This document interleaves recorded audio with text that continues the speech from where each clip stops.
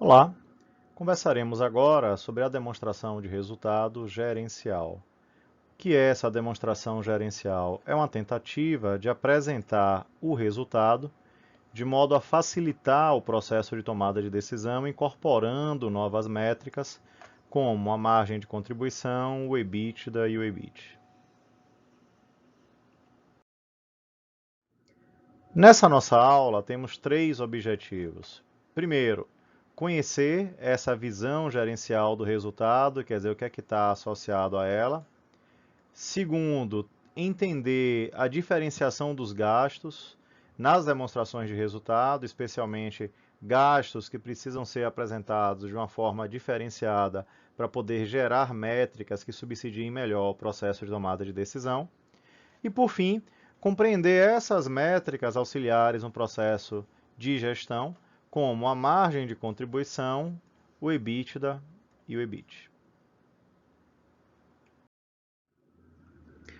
Se vamos então tentar entender para que serve essa demonstração de resultado diferenciada, aí precisamos entender que de fato o que queremos é captar melhor os efeitos associados à decisão.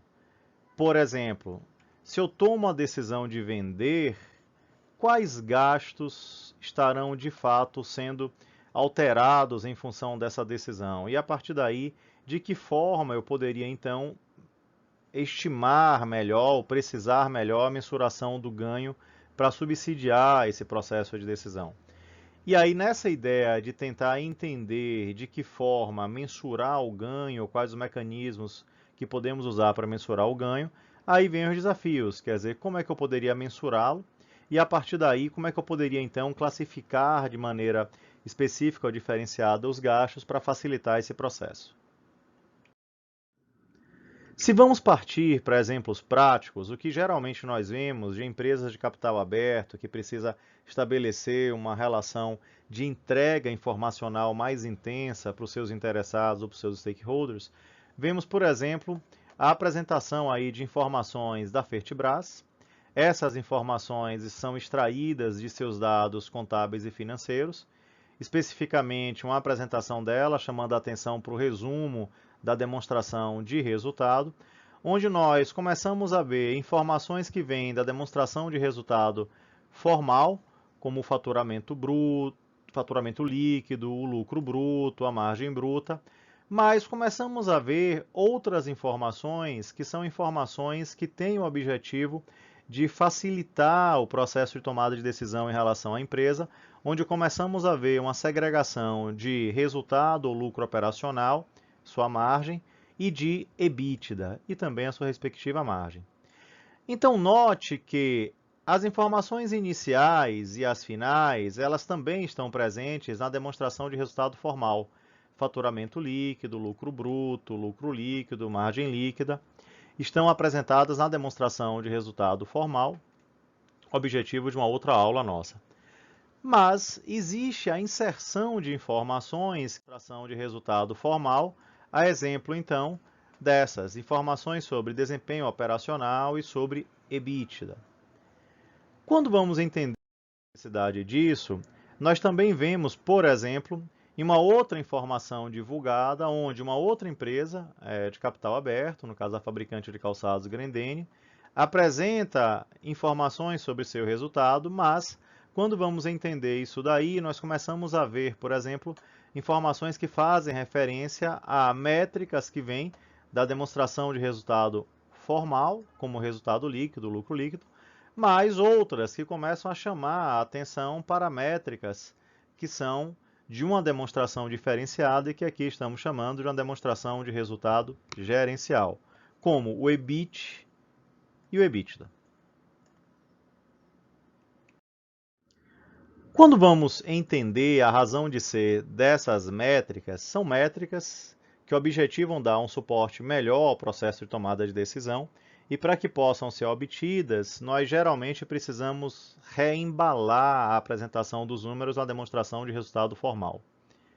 Obviamente, se é a demonstração do resultado que vai ser evidenciada, vamos partir sempre do mesmo começo, receita bruta, dedução, receita líquida, e vamos chegar no mesmo final.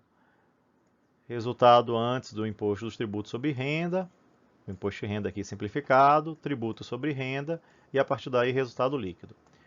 Nessa visão gerencial, o que de fato vamos fazer é uma forma diferenciada de classificar e apresentar os gastos. Quando essa forma diferenciada é colocada em prática, a partir da consideração diferenciada dos gastos, podemos apresentar métricas de suporte ao processo de gestão, de suporte ao processo de tomada de decisão diferenciadas. O que é que isso quer dizer? Quer dizer que, por exemplo, em relação aos gastos, sejam eles custos ou despesas, eu posso classificar os gastos, independentemente de serem custos ou despesas, de maneira diferenciada. Os primeiros gastos que eu vou enfatizar na composição gerencial do resultado são aqueles gastos que de alguma forma sofreriam um impacto mais imediato associado ao processo de tomada de decisão. Esses gastos nós podemos chamar de variáveis, num contexto de um único produto ou serviço, ou de diretos num contexto de múltiplos produtos ou serviços. Variáveis são aqueles gastos que oscilam de acordo com a decisão de comprar, produzir e vender, e gastos diretos são aqueles que têm uma mensuração específica. Eu posso identificar a quem responde o gasto de uma maneira muito clara e objetiva. No momento que da receita líquida eu subtraio esses gastos variáveis ou diretos, aí eu obtenho talvez aquela que seja a mais relevante métrica de ganho de curto prazo, no contexto do processo de tomada de decisão de qualquer organização, que é a margem de contribuição.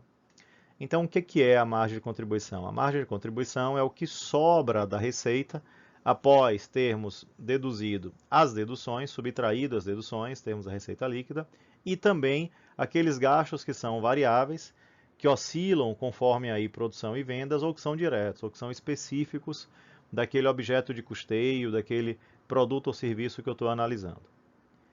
A partir da margem, nós podemos então subtrair aqueles gastos operacionais, quer dizer, que vêm da operação, sejam eles administrativos, comerciais ou custos, que não considerados nos variáveis ou diretos.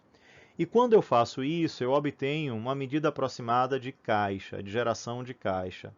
Essa medida aproximada de caixa é o que nós chamamos de EBITDA. O que quer dizer EBITDA? EBITDA são as iniciais, que traduzidas para o português queria dizer lagida, lucro antes dos juros, impostos, depreciações, amortizações.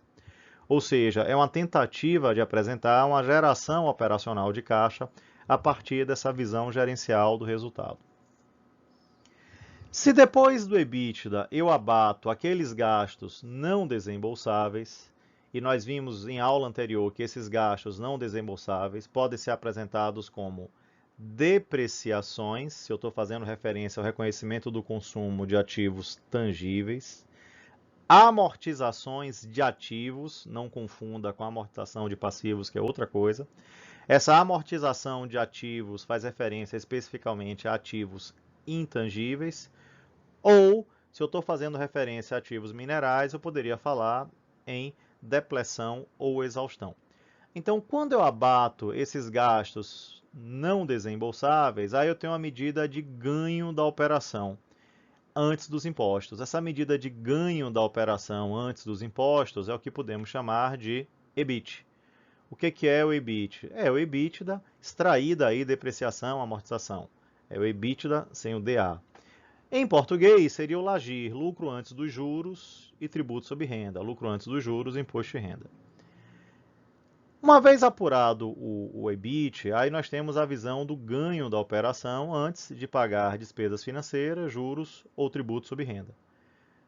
Uma vez obtido ele, no momento que nós subtraímos os juros ou despesas financeiras, aí nós voltamos à mesma situação da demonstração de resultado formal, onde vamos encontrar o resultado antes dos tributos sobre renda, vamos reconhecer os tributos sobre renda e, por fim, o resultado líquido. Então, note que o início e o final são exatamente iguais. O meio, essa visão diferenciada dos gastos, é que de fato faz com que tenhamos uma visão particular do resultado. A partir da apresentação dessa visão particular do resultado, temos a possibilidade do uso de novas métricas entendidas como muitas vezes relevantes nesse processo de gestão. Quais são elas? A margem de contribuição, o EBITDA e o EBIT.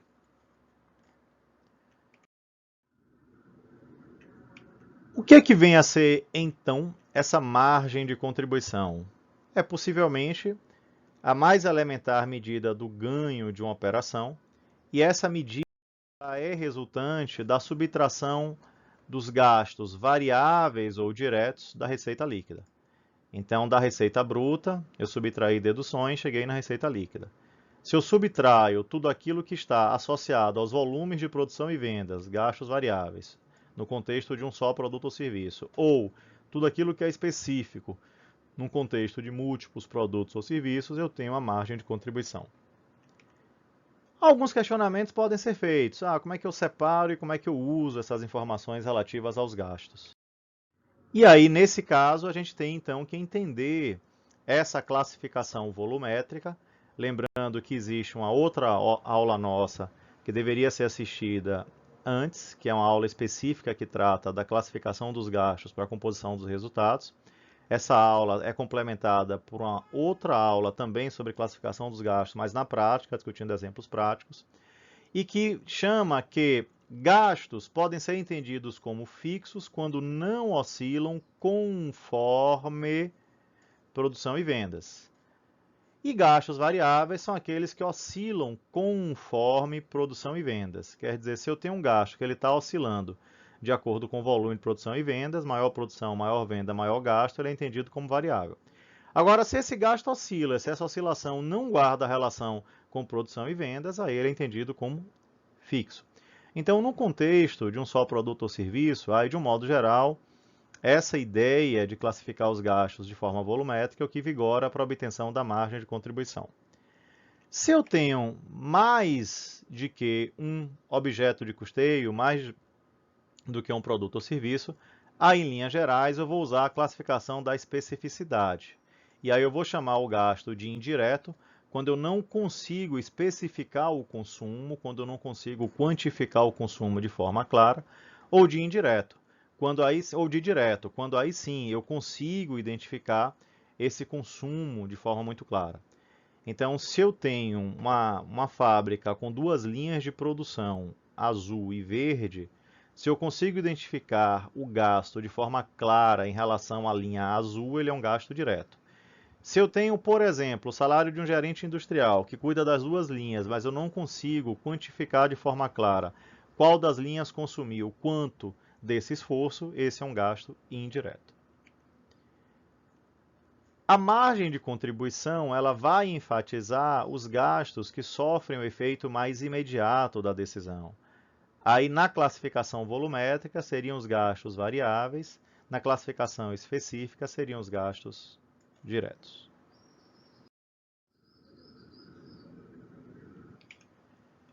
Indo adiante, uma outra métrica também importante para subsidiar o processo de tomada de decisão é o nosso EBITDA. O que é o EBITDA? É uma tentativa de você apresentar uma geração operacional de caixa a partir do olhar do resultado. Num exemplo prático, uma notícia divulgada na mídia chama a atenção disso. Quer dizer, uma empresa, a Diagnósticos da América S.A., DASA, chamando a atenção na informação sobre o seu resultado, enfatizando a figura do EBITDA.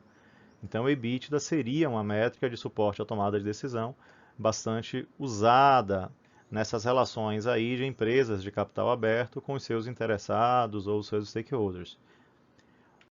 É o EBITDA? O EBITDA é uma tentativa de evidenciar justamente esse resultado a partir de um olhar muito centrado em caixa. Então, num outro exemplo, a farmácia Pague Menos, tentando apresentar aí a composição do seu EBITDA a partir de uma série de números como receitas, deduções, custos, despesas, e a partir daí tentando explicar o que é que provocaria a obtenção aí desse EBITDA a partir desses diferentes impactos. O EBITDA de um ano, quer dizer, os condicionantes para sua geração, e a partir daí o efeito disso no EBITDA do ano seguinte.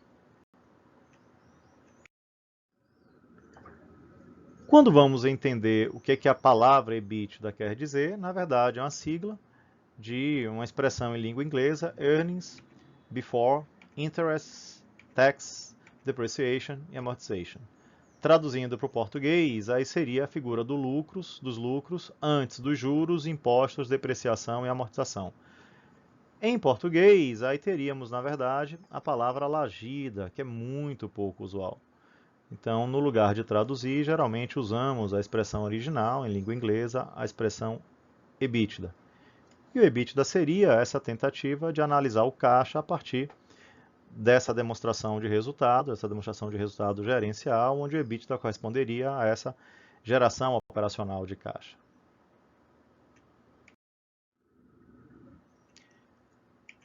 O EBITDA, então, seria exatamente essa tentativa de apresentar como é que o bolo caixa gerado pelo negócio seria repartido. Então, nesse caso, o que é que teríamos? Teríamos a tentativa, então, de decompor, quer dizer, esse bolo, esse EBITDA, essa geração operacional de caixa, posteriormente ela vai ser dividida em juros, impostos, depreciação e amortização, e depois de considerar tudo isso, aí nós teríamos a figura do lucro. Lembrando que nesse caso seriam os impostos sobre renda, já que os impostos sobre venda já foram considerados anteriormente lá nas deduções, já foram subtraídas para poder chegar no cálculo do EBITDA.